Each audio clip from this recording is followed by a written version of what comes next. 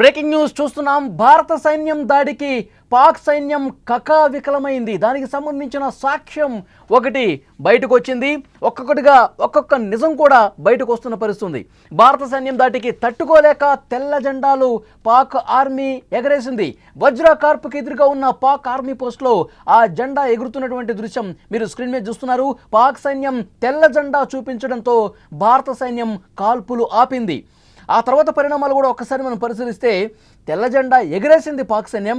ఇక చాలు బాబోయ్ అన్నీ అక్కడ ఉన్నటువంటి పాకిస్తాన్ ఆర్మీ నుంచి తెల్ల జెండాలు చూపించడంతో పరిస్థితి ఒక్కసారిగా మారిపోయింది. ఎందుకంటే మనం బ్రహ్మోస్ క్షిపణులతో విరుచుకుపడ్డ పరిస్థితుంది.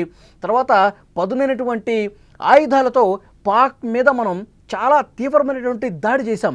ఇది పాకిస్తాన్ తట్టుకోలేకపోయింది. అంటే ఇక పూర్తిగా ఇక చేసేదేమి లేదు. ఇంకొక రోజు కనుక భారతదేశం అదే విధంగా దాడి కొనసాగిస్తే పాక్ ఇక పూర్తిగా 10 సంవత్సరాలైనా కోలుకోలేని పరిస్థితులు ఉంటుంది. అక్కడ సైన్యం కావచ్చు, సైన్యానికి సంబంధించిన స్థావరాలు అన్నీ కూడా కకావికలమైపోయి పూర్తిగా భూస్థాపితమైపోయి ధ్వంసమయ్యే పరిస్థితి ఉంటుంది. దాన్ని ముందే పాకిస్తాన్ గ్రహించింది కాబట్టి ఇక మా వల్ల కాదు బాబోయ్ అని చెప్పి జెండాలు ఎగిరేసింది. స్క్రీన్లో మీరు చాలా స్పష్టంగా చూస్తూ ఉన్నారు. ఎప్పుడైతే ఆపరేషన్ సింధూర్ మనం చేపట్టామో ఆ తర్వాత పాకిస్తాన్ నుంచి కూడా దాడి ప్రారంభమైంది.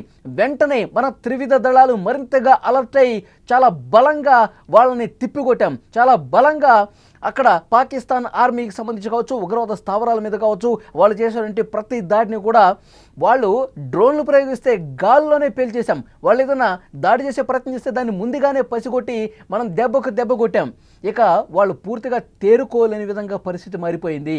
అందుకే తెల్ల జెండా ఎగురవేశారు. చూసారా, స్క్రీన్లో చాలా స్పష్టంగా మనకు కనిపిస్తుంది తెల్ల జెండా.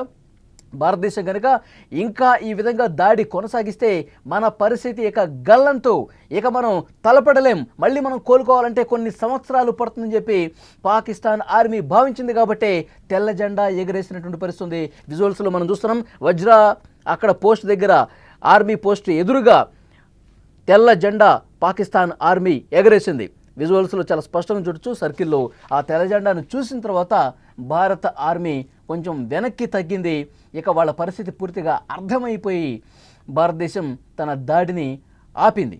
విజువల్స్లో చాలా స్పష్టంగా మనం చూస్తున్నాం. ఆ తర్వాత పరిస్థితి పాకిస్తాన్ ఏ విధంగా డబ్బా కొట్టుకుందో మనం చూసాం. తామే గెలిచామని చెప్పి ప్రకటించుకుంది. తాజా వీడియోతో పూర్తిగా నవ్వులు పాలైనటువంటి పరిస్థితి కనిపిస్తోంది. ఇది ఇప్పటి వరకు బయటకు రాలేదు. ఒక్కసారిగా ఈ తెల్ల జెండాకు సంబంధించిన వీడియో బయటకు వచ్చిన తర్వాత పాకిస్తాన్ ప్రపంచం ముందు ఏ విధంగా నవ్వులు పాలైందో ఇప్పుడు అందరికీ అర్థమవుతోంది. పాకిస్తాన్లో ఉన్నటువంటి నాయకులు కావచ్చు, ఆర్మీ చీఫ్లు కావచ్చు ఏం చెప్పారు? భారత్ మీద మేము తప్పకుండా కక్ష సాధింపు చేస్తాం. ఆపరేషన్ సింధూర్ తర్వాత వాళ్ళు ప్రగల్భాలు. భారత ఆర్మీకి సంబంధించి వాళ్ళు ఏదైతే దాడి చేస్తున్నారో అటువైపు నుంచి తిప్పికొట్టేందుకు మనం సిద్ధంగా ఉండాలి. మనం అన్నీ కూడా మన ఆయుధాలు, మన ఆర్మీ ఎప్పటికప్పుడు 24/7 అలర్ట్గా ఉండి భారత్ మీద దాడి చేయడానికి మనం ముందుకే పోవాలి తప్ప వెనక్కి తగ్గకూడదు. మనమేంటో చూపిస్తాం. సింధు జలాలు ఆపే నిర్ణయం తీసుకుంటారా? ఏ విధంగా తీసుకుంటారు? వాళ్ళు సింధు జలాలు ఆపితే ఆ సింధు జలాల్లో రక్తం పారిస్తామని చెప్పి మాట్లాడిన పరిస్థితుంది. మరి యుద్ధ రంగంలో దిగితే, కథన రంగంలో దిగితే సిచ్యువేషన్ ఏంటన్నది పాకిస్తాన్కి ఇప్పుడు చాలా బాగా అర్థమైంది. మనం ఆపరేషన్ సింధూర్ తర్వాత మరింత బలంగా దాడులు మొదలు పెడితే పాకిస్తాన్ పంపించినటువంటి ప్రతి డ్రోన్ కూడా, ప్రతి క్షిపణిని కూడా గాల్లోనే పేల్చేశాం. ఇక వాళ్ళ సైనిక స్థావరాలు, ఉగ్ర స్థావరాల మీద పట్టు బిగిస్తూ ముందుకు పోయి మనం దాడులు చేస్తుంటే పూర్తిగా తెల్ల ముఖం వేసి అక్కడ తెల్ల బట్టను కూడా చూపిస్తూ ఉంది పాకిస్తాన్ ఆర్మీ.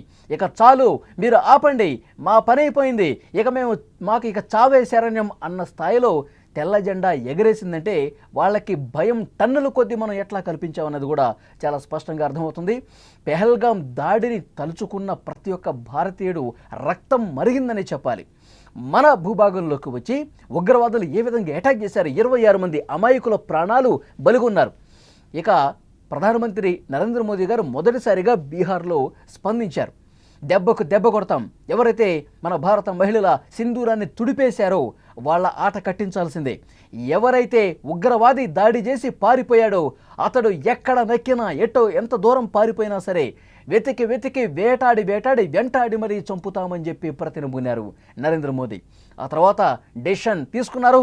ఒక రాత్రి మనం దాడి చేశాం, మామూలుగా కాదు, ఉగ్రవాద శిబిరాలు, ఆ ఉగ్రవాదులు ఎక్కడైతే స్థావరాలు ఏర్పరచుకున్నారో అంతర్జాతీయ ఉగ్రవాదుల లిస్టులో పేరున్నటువంటి వాళ్ళందరి ఉగ్ర స్థావరాలని కకావికలమైపోయాయి. వాళ్ళందరి అన్నీ కూడా ధ్వంసమైపోయాయి. మసూద్ అజర్ ఫ్యామిలీలో 10 మంది కోల్పోయారంటే ఎంత తెలివిగా మనం దెబ్బ కొట్టామన్నది ఇక్కడ అర్థం చేసుకోవాలి. మన ఆర్మీ ఎంత చాకచక్యంగా, ఎంత బలంగా, కరెక్ట్గా ఏ ప్లేస్లో అయితే దాడి చేయాలో అదే ప్లేస్లో దాడి చేసి పక్కన ఉన్నటువంటి జనావాసాల సముదాయాలు, పాకిస్తాన్ సాధారణ పౌరులకు ఎలాంటి ఇబ్బంది లేకుండా దాడులు చేసామో మనకు తెలుసు. ఉగ్రవాద స్థావరాలు కూల్చేసిన తర్వాత ఇక వాళ్ళు దాడి చేసే ఆలోచన చేస్తుండగానే వెంటనే తిప్పికొట్టేసి పాకిస్తాన్ ఆర్మీకి చుక్కలు చూపించింది భారత ఆర్మీ. వాళ్ళు ఎలాంటి దాడి చేసినా దానికంటే ముందే గ్రహించి మనం వాళ్ళ ఆయుధాలను కావచ్చు, వాళ్ళ డ్రోన్లు కావచ్చు అన్నిటి కూడా గాల్లోనే కాల్ చేసినటువంటి పరిస్థితి, పేల్చేసిన పరిస్థితి. పాకిస్తాన్ సైనిక స్థావరాలు కావచ్చు, వాళ్ళ క్షిపణుల స్థావరాలు కావచ్చు, అన్నింటినీ కూడా తునాతునకలు చేసేసాం. ఇంకా 1-2 రోజులు భారతదేశం అదేవిధంగా దాడి కొనసాగిస్తే ఇక పూర్తిగా పాకిస్తాన్ అనేది 10 సంవత్సరాలైనా కోలుకోలేని విధంగా మనం దెబ్బ కొట్టేవాళ్ళం. ఇది ముందే గ్రహించేసి వాళ్ళు తెల్ల జెండా ఎగరేశారు. తెల్ల జెండా ఎగరేసిన తర్వాత తెల్లారి నుంచే మళ్ళీ నాలుక మడత పెట్టేశారు. యుద్ధంలో మనమే గెలిచాం, మనం బాగా బుద్ధి చెప్పాం భారతదేశానికి, ఇలాంటి మాటలు అక్కడ ఆర్మీ చీఫ్ మాట్లాడే పరిస్థితుంది. ప్రపంచం ముందు పాకిస్తాన్ని దోషిగా నిలబెట్టే ప్రయత్నం భారతదేశం ప్రస్తుతం ఇంకా కొనసాగిస్తోంది.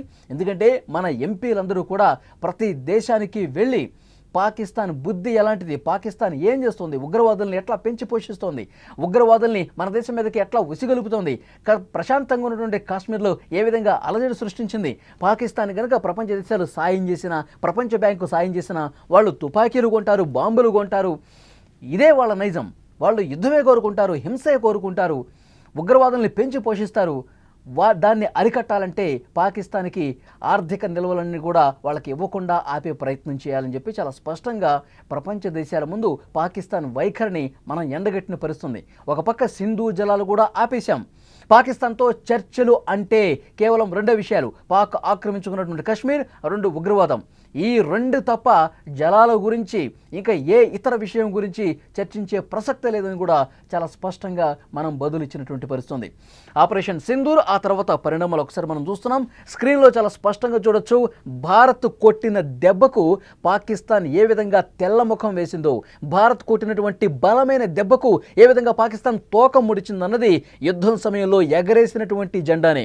యుద్ధం జరుగుతున్నప్పుడు అటువైపు నుంచి ఒక తెల్ల జెండా కనిపించింది అంటే ఇక యుద్ధం ఆపు చేయండి, మా వల్ల కాదు, ఇక మేము అవుట్ అయిపోతున్నాం, మా వల్ల అసలు ఇంక అడుగు ముందుకేయలేము, ఇది మాకు చాలా ఇబ్బందికర పరిస్థితులు ఉన్నాయి, మేము చాలా కోల్పోతున్నాము, దయచేసి మీ కాళ్ళు పట్టుకుంటాం, యుద్ధాన్ని నిలుపుదల చేయండి అని కోరినట్టే.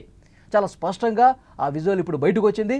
పాకిస్తాన్ ఆర్మీ వజ్రాకరూర్ దగ్గర, పాకిస్తాన్ ఆర్మీ పోస్ట్ దగ్గర ఉన్నటువంటి ఆ జెండా, ఆ రోజు ఎగరేసినటువంటి జెండాకు సంబంధించిన దృశ్యం మనం చాలా స్పష్టంగా విజువల్స్లో చూడొచ్చు. పాకిస్తాన్ ఆ రోజు తెల్ల జెండా ఎగరేస్తే తనకి బుద్ధి వచ్చింది, కాళ్ళబేరానికి వస్తుంది. ఇక ఉగ్రవాదులు అంతర్జాతీయ లిస్టులు ఎవరైతే ఉన్నారో వాళ్ళందరినీ కూడా మన భారతదేశానికి అప్పగించే ప్రయత్నాల్లో ఒక ముందడుగు పడుతుంది అని అనుకున్నాం. కానీ యథావిధిగా తన నైజాన్ని పాకిస్తాన్ మళ్ళీ బయటపెట్టుకుంది. ఇక ఆర్థికంగా నిలదొక్కుకోవటానికి తన మిత్ర దేశాల నుంచి నిధులు అడుగుతోంది. మళ్ళీ భారతదేశం మీద ఏదో ఒక రోజు మనం యుద్ధం చేయాల్సినటువంటి పరిస్థితి ఉంది. దానికి సంబంధించి మనం అన్నీ కూడా సరంజామా సరుకులు అన్నీ కూడా మనం సంపాదించి పెట్టుకోవాలి. ఇదే పాకిస్తాన్ నైజం, ఇదే. భారత్ ఎంత బుద్ధి చెప్పినా, భారతదేశం ఎంత ధీటుగా ప్రతిస్పందించినా పాకిస్తాన్కి బుద్ధి రాదు అనటానికి ఇది చాలా స్పష్టమైనటువంటి ఉదాహరణగా కనిపిస్తోంది. ఆపరేషన్ సింధూర్ ఆ తర్వాత పరిణామాలకు సంబంధించినటువంటి దృశ్యం మనం స్క్రీన్ మీద చూడొచ్చు. మనం యుద్ధం చేస్తే ఏ విధంగా ఉంటుందో పాకిస్తాన్కి ఇప్పుడు తెలిసింది. ఎందుకంటే ఇప్పుడు అత్యాధునికమైనటువంటి ఆయుధాలతో, బ్రహ్మోస్ లాంటి అద్భుతమైనటువంటి క్షిపణులతో పాకిస్తాన్ భారత్ దెబ్బను రుచి చూసింది. మళ్ళీ యుద్ధం అంటే గనక పరిస్థితి ఎట్లా ఉంటుంది, పాకిస్తాన్ భవిష్యత్ ఎట్లా ఉంటుందో గ్రహించేసింది పాకిస్తాన్. కాబట్టి ఇక మిత్ర దేశాల సాయం కోరుతూ ముందుకు పోతుంది, కానీ నేరుగా తలపడే ప్రసక్తి లేదు. దీన్ని బట్టి మనం అర్థం చేసుకోవాలి, పాకిస్తాన్ తెల్ల జెండా ఎగరేసిందంటేనే తెల్ల ముఖం వేసినట్టు.